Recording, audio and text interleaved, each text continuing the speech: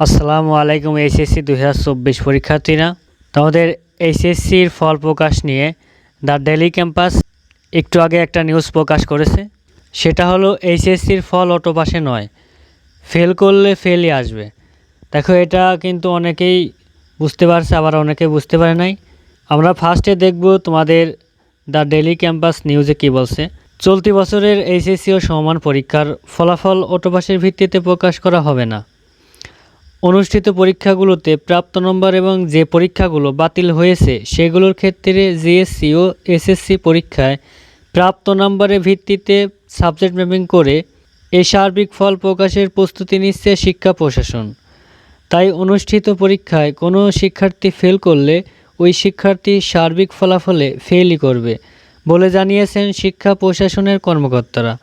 যদিও এইচএসসি ও সমমান পরীক্ষার ফলাফল প্রকাশের সম্ভাবনা এখনও প্রস্তুত হয়নি। আমি আবারও বলছি, এইচএসসি ও সমমান পরীক্ষার ফলাফল অটো পাসের ভিত্তিতে প্রকাশ করা হবে না।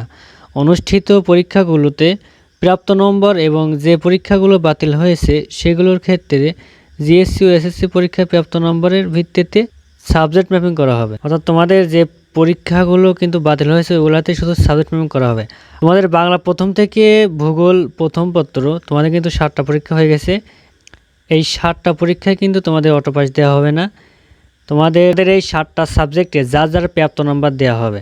যদি কেউ ফেল করে তাহলে ফেল দেওয়া হবে, আর কেউ পাস করলে তাকে পাস দেওয়া হবে। তোমাদের কিন্তু অটো পাস দেওয়া হয় নাই, তোমাদের বলতে পারো এটা অর্ধেক অটো পাস। তারপর বলছে সোমবার 26 আগস্ট অর্থাৎ আজকে ওই প্রস্তাবনা প্রস্তুতের দায়িত্বে থাকা কর্মকর্তারা দ্য ডেইলি ক্যাম্পাসকে এসব তথ্য নিশ্চিত করেছেন। এখানে কিন্তু শিক্ষা বোর্ডের কর্মকর্তারা এই তথ্যগুলো দিয়েছে দ্য ডেইলি ক্যাম্পাসকে। দেখো, তারপরে বলছে এখনও প্রস্তুত হয়নি এইচএসসির ফল প্রকাশের প্রস্তাবনা।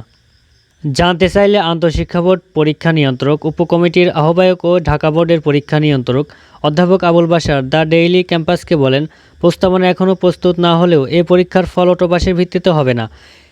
এটি তো অটো পাস নয়, তাই অনুষ্ঠিত হওয়ার পরীক্ষাগুলোতে কোনো পরীক্ষার্থী ফেল করলে সার্বিক ফলাফলেও তার ফেল আসবে।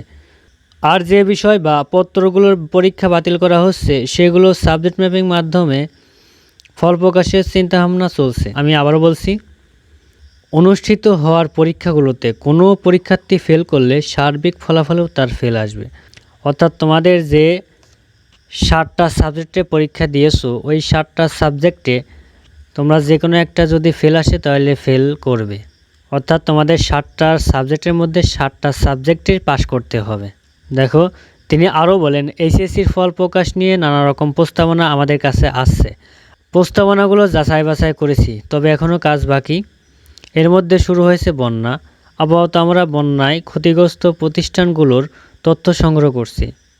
দেখো, আবারও দেখো, তবে এখনও কাজ বাকি। এর মধ্যে শুরু হয়েছে বন্যা।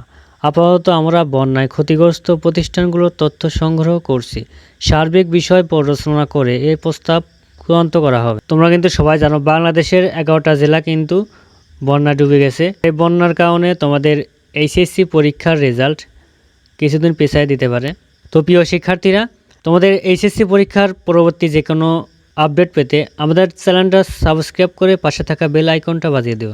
আজকে এই পর্যন্তই। আল্লাহ হাফেজ।